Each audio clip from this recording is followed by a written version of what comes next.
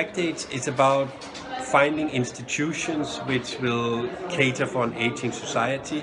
And with institutions, I'm thinking primarily about pension settings. And what is the key achievement of the project up till now?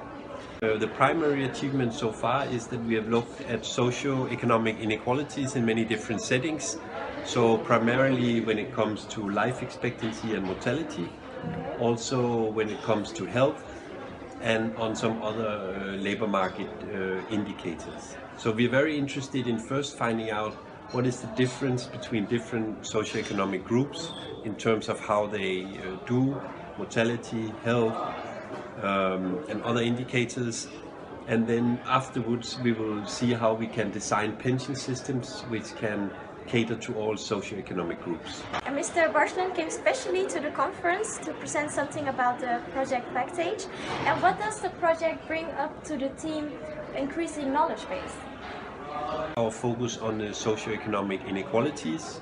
I mean, other people have focused on this before. What we're specifically interested in is whether these are changing at the moment on the indicators that we're looking at. Within the project, we are also developing new methodology to try to actually calculate these socioeconomic inequalities. So that's definitely something that will increase the knowledge base.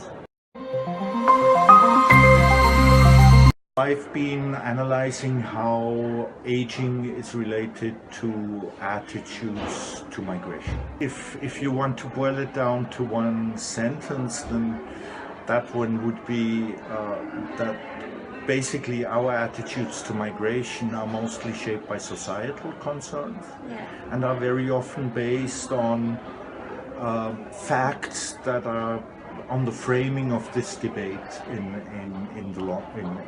a short time.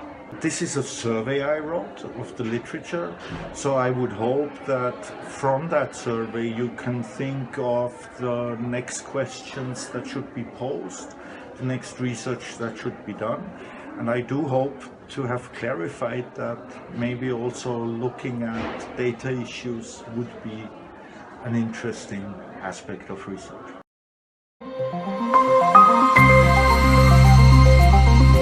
Could you guys please describe in one sentence what the aim is of this program and your expectations with it?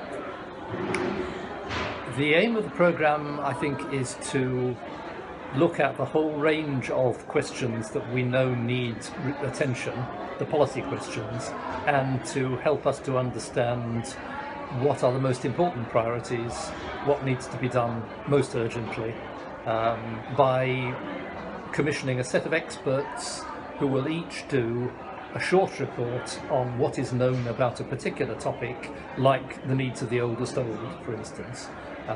So we will have, by October, a set of, all being well, 8 short reports focused on the policy questions, which help us to define what research to do next. It's basic to have a good, reliable knowledge base for giving advice to policymakers so that they really can improve the situation in view of the demographic change in their communities, in their regions, in their countries.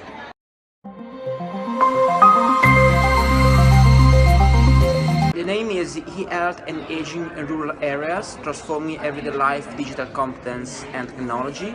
And the aim of the research is to understand how the elderly people use health technologies, so digital technologies related to the health in rural areas. So how the context of isolation has an impact in the use of or not use of technologies, and all the technologies that are related with health. We try to understand which resistance and with which use the elderly do with this technology. I think that could be a good starting point to give some recommendation to policymakers to develop a field program to develop services that arrive to the needs of the elderly. So there is much of the deterministic approach when the research and when the policy makers talk about the relation between elderly and